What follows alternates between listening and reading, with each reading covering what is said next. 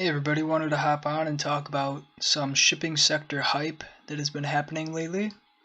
The last couple days, specifically, Tops has gone from 8 cents to 62 cents at the peak.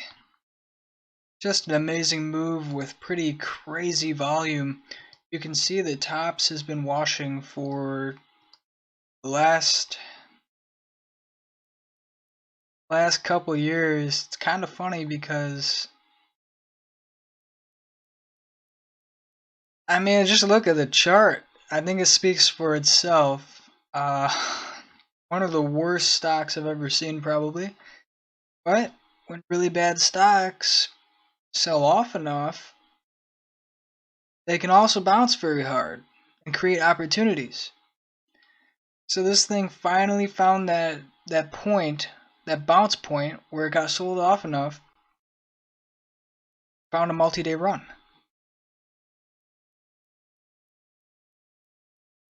Okay, so I wanted to talk about why, because Tops was surging, right?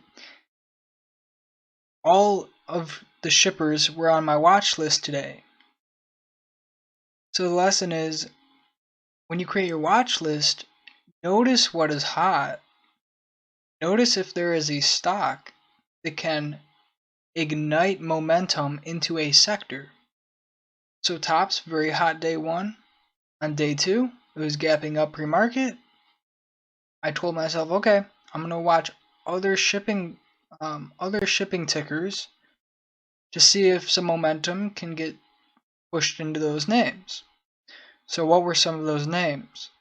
PXS, okay, this is a shipping stock and a former runner. Had a big run late 2017. Had a pretty big run in November 2019. Sorry, 2018.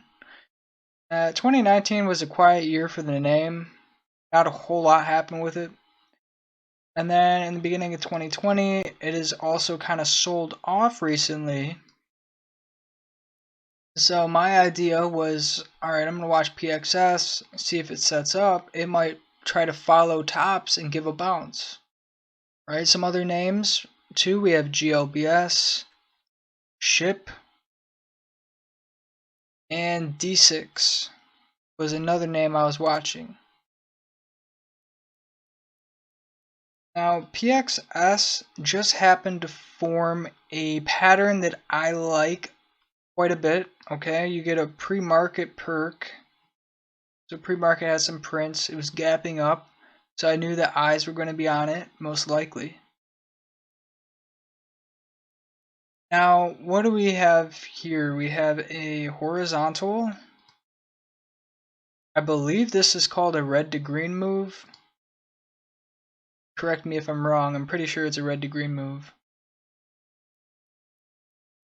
Or just a new high day breakout, whatever you want to call it. I like how it kind of dips. It holds this 80-ish support. Starts to reclaim VWAP. And then I start seeing some volume surge in. So I decided that I would try to play this breakout, get some momentum. Now the most interesting part of this play, I have to do some more explaining. Alright, so I bought it at 89.5, 3,000 shares, right here at 1037. This is the part that I want to explain. Look at Tops.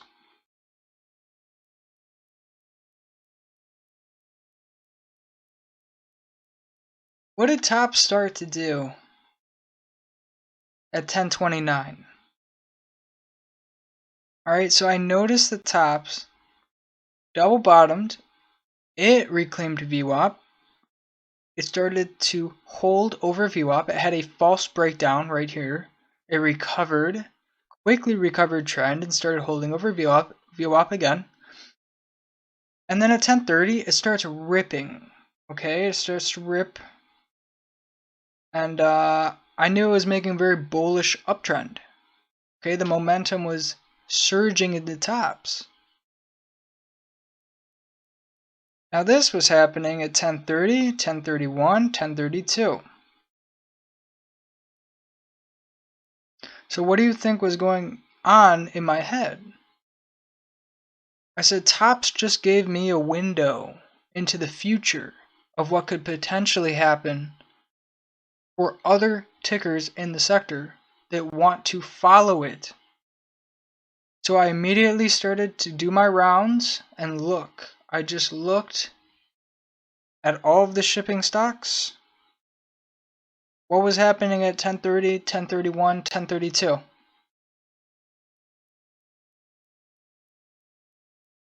Nothing. But I'll tell you what was happening in my head. I analyzed the TA. I looked at the long-term chart. I saw the setup. I saw the potential. I got prepared. I typed in my order and I waited. Okay? I start seeing volume surge in around 10:34. I start seeing the high of day test start to get tested. And at 10:37 I was in. So this is probably one of the best examples that I have of how a leader, a sector leader, can make a move and give you a statistical edge in a different stock. Okay, it's a real thing. You can get an edge by observing the main runner. It's very cool. It's something I do on a regular basis. I enjoy doing it. It's helpful to kind of time things, and yeah, it worked out great. You know, I got in, got the surge, waited patiently, and I hit my profit target. So just a really, really nice move from 90 to 109. It's about 19.5 cents a share. I believe that's about 22% ROI. I can actually do the quick math real quick. 109 minus 89.5 divided by 89.5. Alright, 21.7% ROI.